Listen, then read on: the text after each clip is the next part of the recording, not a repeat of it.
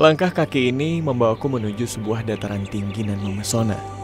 Ibu kota Kabupaten Tapanuli Selatan, Sumatera Utara.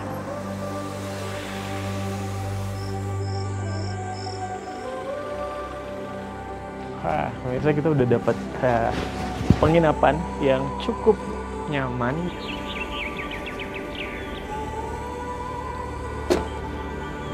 Selamat pagi pemirsa. Pagi ini kita sudah ada di salah satu puncak ya, yang ada di CP Rock. Sebuah destinasi yang kaya akan pesona alam serta budaya yang tetap lestari dan terjaga. Inilah perjalanan hati yang tak terlupakan, menyelami keindahan dan kearifan lokal di kota CP Rock, Tapanuli Selatan.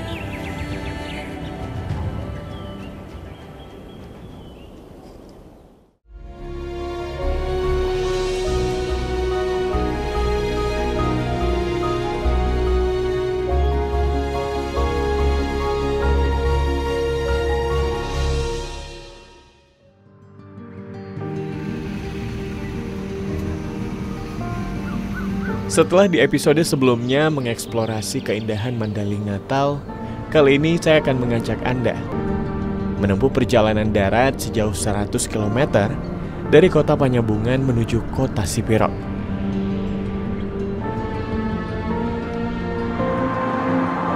Sore berganti malam, kami tiba di kota dingin CP Rock dan langsung menuju penginapan yang akan menjadi tempat kami tinggal selama mengeksplorasi kota ini.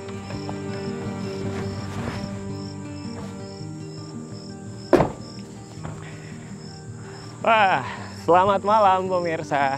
Malam ini akan jadi awal bagi kita ya untuk explore di episode potret kali ini ya.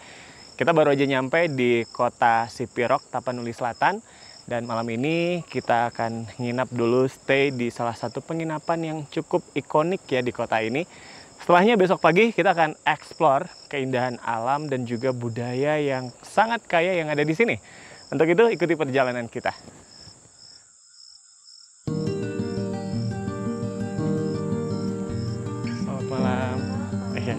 Saya mau booking kamar untuk satu kamar malam ini.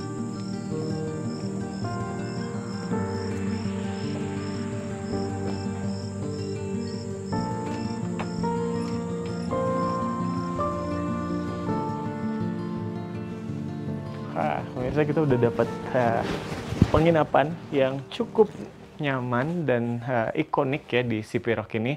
Dan karena ini resort, jadi sangat mengutamakan keindahan dan estetika alam ya. Jadi saya juga penasaran nih, ingin lihat suasana paginya kayak apa di sini besok ya.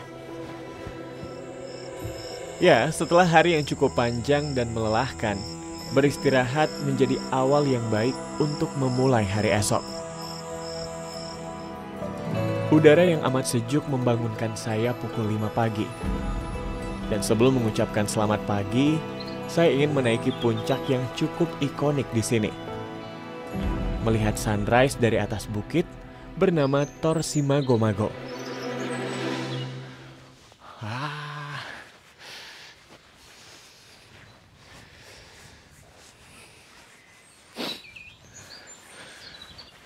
Pemirsa, selamat pagi. Pagi ini kita udah ada di puncak Simagomago ya. Ini adalah salah satu puncak yang kita bisa melihat panorama terindah 360 ya di kota CP Rock. Dari sini kita bisa menikmati sunrise seperti yang Anda lihat di belakang saya. Sangat sempurna sekali sunrise pagi ini. Dan kita masih bisa melihat juga pemandangan perbukitan yang masih diselimuti awan. Kemudian juga ada pemukiman masyarakat dan juga persawahan. Pokoknya ini adalah tempat untuk Anda melihat view terbaik ya di kota CP Rock. Anda juga harus nikmatin ini pemirsa. Memiliki udara yang sejuk dengan bentang alam yang indah memukau.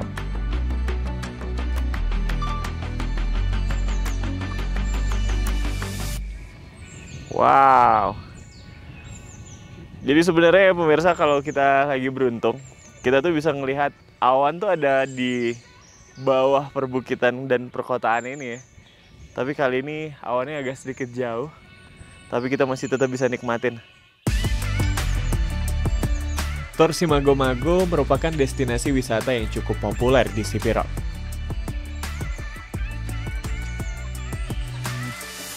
Karena dari sini kita bisa menikmati momen matahari terbit dan terbenam sekaligus. Jadi kalau Anda datang ke Sipiro, jangan lupa untuk naik ke atas puncak Tor Simago-Mago.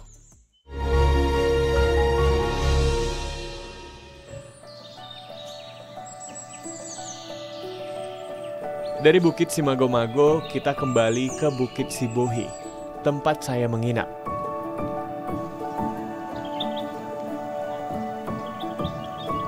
Ya, Tor Sibohi Nauli Resort ini juga menjadi ikon pariwisata di Tapanuli Selatan. Resort ini sudah ada sejak tahun 1991. Dan hingga kini masih terus eksis, bahkan menjadi destinasi wisata andalan di kota Sipiro. Hai, selamat pagi pemirsa. Pagi ini saya akan eksplor tempat kita nginep ya. Dan sangat nyaman sekali tempatnya. Seperti yang Anda lihat di belakang, ini juga hotel, kamar, ataupun villanya. Ini masih sangat tradisional dan etnik sekali. Bahkan di atasnya itu masih menggunakan ijuk. Ya, jadi kalau misalnya siang, ini di dalam kamar itu tetap terasa sejuk ya pemirsa. Dan ada banyak sekali kelebihannya di tempat ini. Bahkan kalau hari-hari libur atau hari besar, Tor Sibohi ini ramai sekali dikunjungi oleh wisatawan. Seperti kamar tempat saya menginap, kamar-kamar di sini didesain menyerupai rumah adat Angkola, Bagas Godang. Berbentuk rumah panggung yang dindingnya terbuat dari kayu dan atapnya terbuat dari ijo. Berpadu dengan taman serta panorama alam yang indah di Bukit Tor Sibohi. Untuk mengetahui lebih banyak tentang resort ini, saya menjumpai manajer Tor Sibohi Nauli, Bapak Parlin. Gimana tidur malamnya hari ini? Waduh, nyenyak banget Pak ya, karena udah bener-bener yang malam banget kan, nyampe di perjalanan. Jadi betul, dapat tempat penginapan yang nyaman, jadi benar-benar istirahatnya full ya. Oke. Ya, syukur kalau begitu. Benar sekali, cuaca juga suasana pagi di sini juga luar biasa. Sejuk. Pak, indah sekali. Betul. Kita sempat ngelihat ada awan, karena ternyata Tor Sibohi ini cukup di atas ya Pak ya. Betul. Puncak. Kota di atas awan, Pak Nanda. Ya, indah sekali. Iya. Pak, saya mau tanya-tanya soal Tor Sibohi. Kita kan udah eksis cukup lama ya, betul, Pak. Betul. Dan jadi salah satu ikon penginapan di Tapanuli Selatan. Betul. Sebenarnya kita udah berapa lama eksisnya, Pak? Iya, jadi Tor Sibohi Nauli Hotel ini didirikan tepatnya tanggal 3 Maret 1991. Wow. Jadi sekitar 34 tahun. Seusia saya. Jadi kalau nama Tor Sibohi sendiri, ini juga cukup lokal sekali namanya gitu ya? Betul. Apa artinya nih Pak? Jadi Tor Sibohi itu dari bahasa Batak Angkola. Oke. Iya, artinya kalau Tor itu adalah bukit. Nah, Sibohi itu nama bukitnya. Iya, jadi kita ini berada di kaki Bukit Sibohi. Nah, Nauli sendiri artinya indah.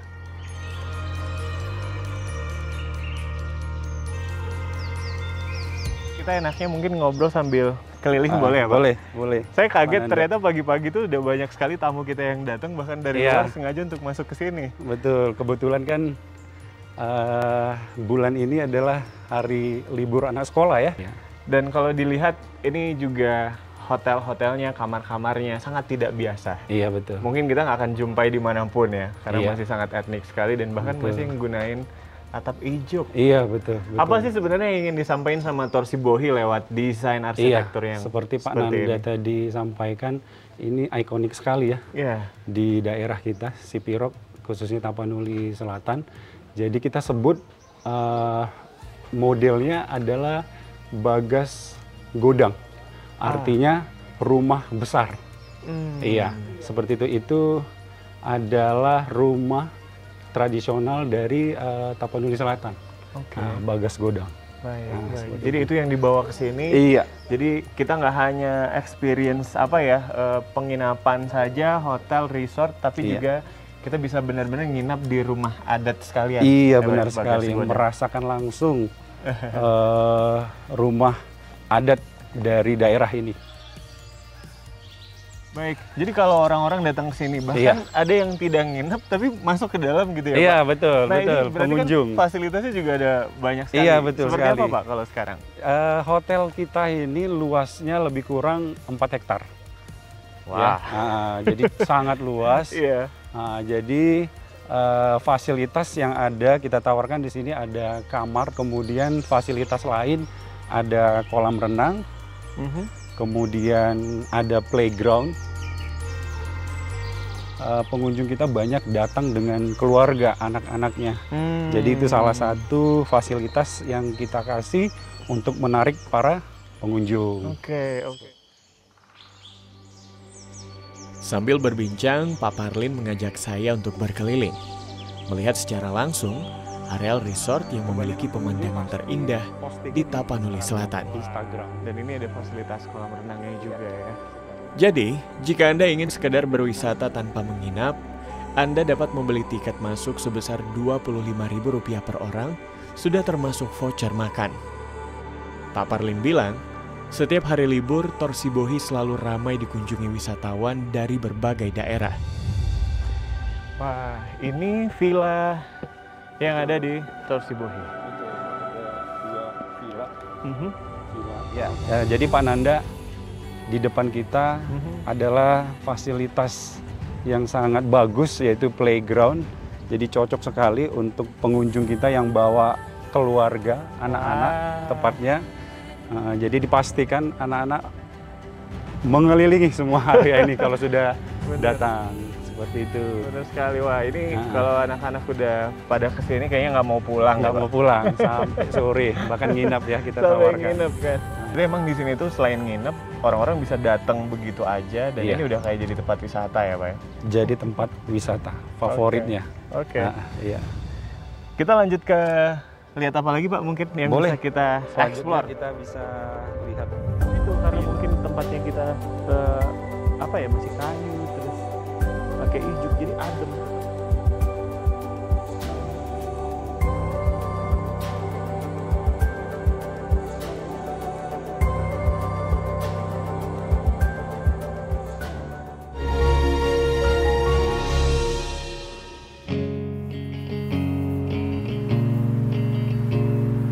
Kali ini saya akan mengajak Anda mengunjungi Desa Paranjulu Sipiro. Melihat sebuah tradisi yang masih benar-benar terus dilestarikan. Di sini saya bertemu dengan Ibu Diana, pemilik rumah tenun Nadira yang sudah berkiprah melestarikan dan memperkenalkan tenunan khas dari Angkola sejak tahun 2010. Jadi Ibu dari Sidempuan ya, Bu ya? Iya, dari Sidempuan tadi. Terima kasih banyak, Bu, udah mau jauh-jauh nyamperin kita di sini, ngajakin kita ke kampung. Ke Desa Paranjulu. Desa Paranjulu. Iya. Jadi benar ini emang juga salah satu desa penenun ya, Bu ya? Iya, ya.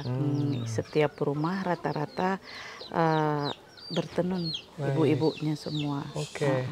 Jadi kalau Bu Diana sendiri, ini kan Ibu punya rumah tenun yang sudah sangat kesohor ya, Bu ya, bahkan sudah karya-karyanya sudah dibawa kemana-mana di Indonesia bahkan luar negeri begitu. Nah, kalau Ibu sendiri nih, Bu, gimana sih Ibu melakukan pembinaan dan kalau di desa ini ada berapa banyak penenun yang Ibu bina langsung gitu? Iya. Jadi untuk pembinaan kita ya bukan sekedar hanya kita ambil, kemudian kita jual, tidak seperti itu, tetapi kita membinanya memang mulai dari hulu sampai ke hilir, mulai dari benang, proses mewarnai dan juga sampai ke motif, kemudian pengrajin menenun, selanjutnya sampai kita siapkan untuk pakaian jadi, ready to wear. Jadi sangat luar biasa juga ya sebenarnya apa yang Ibu lakuin dan juga menghidupkan masyarakat yang ada di sini ya, Bu ya, untuk bisa tetap menenun. Nah, kita boleh lihat langsung nggak ya, Bu? Ayo silakan, Pak. Jadi setiap rumah di sini itu semuanya menenun ya, Bu? Semuanya menenun. Jadi ini salah satu rumah Bujing, ini rumah pengrajin kita. Yuk silakan, Pak. Wah, nih. Assalamualaikum. Iya. Iya. Ini ibunya lagi nun ya? Iya, jadi bujing kita ini salah satu anggota pengrajin kita. Jadi bujing ini sedang menenun kain songket. Ini songket. Iya, songket. Ini kebetulan ya agak rumit dia motifnya karena pakai benang katun. Selama ini kita pengrajin di sini masih pakai polister, jadi kita coba untuk beralih ke katun. Jadi alhamdulillah hasilnya sudah ada, selesai satu setel, tetapi ini mau dicoba lagi bujing ya. Tidak bisa saya bawa ke sini karena sudah terjual, alhamdulillah sudah terjual. Hal yang begitu memikat saat menyusuri deretan rumah di kampung ini adalah suara alat tenun tradisional yang terdengar dari kejauhan. Seolah menegaskan bahwa mereka tak akan pernah berhenti menenun. Di sini, menenun bukan sekedar tradisi, melainkan warisan leluhur yang dijaga dengan sepenuh hati. Setiap perempuan di desa ini tumbuh dengan benang dan alat tenun tradisional, mewarisi keterampilan yang diturunkan dari generasi ke generasi. Jadi kalau ibunya, ini nenun udah berapa lama ya Bu? Udah 30 tahun lebih. 30 tahun lebih ya? Wow, berarti dari remaja. Iya, beranjak belajar remaja lah. Udah bisa nenun. Sekolah, masuk SMA gitu kan. Udah belajar nenun, bisa dapat uang sekolah dari sini kan. Wow. Jadi di sini di desa ini rata-rata setiap rumah ada menenun Pak. Mulai dari nenek-nenek seperti depan rumah ini, nenek sudah berusia 77 tahun. Wow. 77 tahun masih kuat, masih beraktivitas menenun karena ke sawah nggak kuat lagi. Iya, ke sawah nggak kuat. Jadi bujing ini ke sawah juga. Tetapi di saat masa tanam atau masa panen, ya di sela-sela itu ya bertenun seperti itu. Jadi nggak ada waktu yang terbuang. Iya, lah, terbuang. gitu ya. Iya. Sangat produktif sekali berarti nih. Wah, saya sangat terkesan dengan perempuan-perempuan hebat yang ada di desa ini. Selain harus mengurusi rumah tangga dan bertani, mereka masih bisa memanfaatkan waktu luang yang tersisa untuk menenun. Biasanya Bu kalau untuk satu tenunan ini nih, Ibu bisa siapin waktunya berapa lama?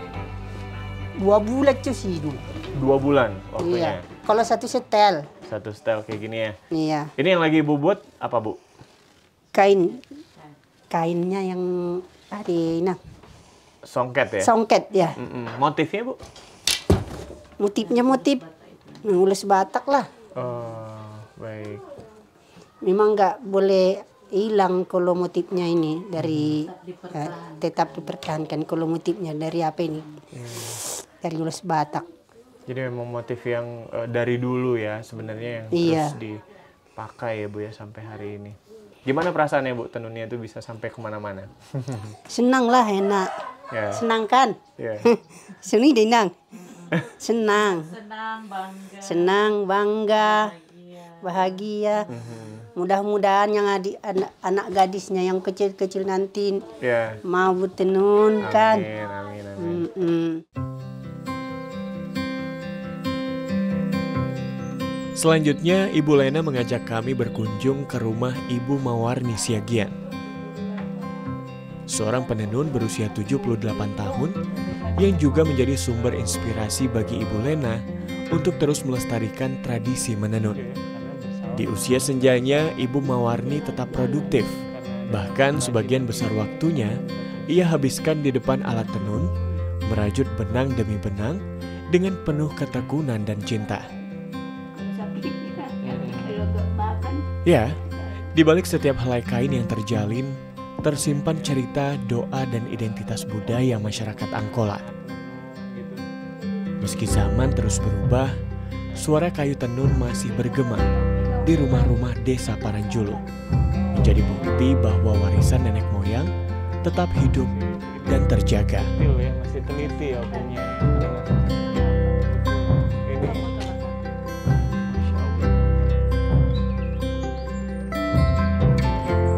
Ya, itu ya pemirsa, kita baru aja mengunjungi Penenun ya bareng sama Ibu Diana di kampung yang memang masyarakatnya, para ibu-ibu dan juga perempuan-perempuannya ini masih setia ya untuk melestarikan kain tenun, warisan budaya masyarakat yang ada di sini. Sangat luar biasa. Nah, setelah ini saya akan kembali mengajak Anda untuk mengeksplor ya keindahan ataupun juga tempat-tempat yang sangat menarik nih. Ikutin kita terus. Oke, kali ini saya akan mengajak Anda mengunjungi ikon lain di kota Sipirok. Berupa bangunan Masjid Agung yang berdiri megah, yang berdampingan dengan komplek perkantoran pemerintah Kabupaten Tapanuli Selatan. Sepanjang perjalanan, kita disuguhi pemandangan yang mengesankan. Ingin mengabadikan panorama alam Sipirok, saya memutuskan untuk berhenti sebentar di Panatapan. Sebuah tempat yang ramai dikunjungi masyarakat untuk sekadar beristirahat sambil melihat pemandangan yang indah. Pemandangan yang amat memanjakan mata.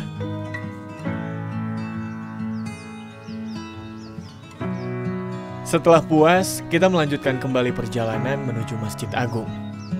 15 menit mobil melaju, akhirnya kita tiba di Masjid Agung Syahrun Nur, masjid kebanggaan masyarakat Tapanuli Selatan. Masjid ini diresmikan pada Januari 2021 lalu. Lokasinya sangat strategis, berada tepat di perbukitan dalam komplek pemerintah Kabupaten Tapanuli Selatan dengan akses ke jalan lintas Sumatera. Saya amat takjub melihat bangunan masjid ini. Sekilas mirip seperti Masjid Nabawi di Madinah. Memiliki satu kubah besar dan 4 menara, masjid ini memadukan gaya arsitektur Turki dan Timur Tengah yang dilengkapi dengan ornamen budaya lokal. Indah dan megah sekali ya pemirsa. Tepat di sebelahnya terdapat komplek perkantoran pemerintah Kabupaten Tapanuli Selatan yang relatif modern. Lengkap dengan taman, akses jalan, area parkir, dan lanskap yang menunjukkan perencanaan yang sangat matang.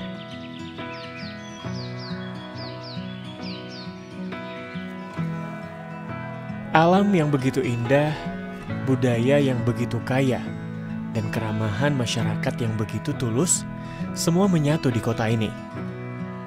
Perjalanan yang akan selalu mengingatkan saya bahwa ada banyak hal yang bisa kita syukuri dan resapi dari tanah ini. Karena Sipirok bukan sekadar destinasi, tapi pengalaman yang mengajarkan makna tentang kehidupan. Saya Nanda Prima, sampai jumpa di perjalanan selanjutnya.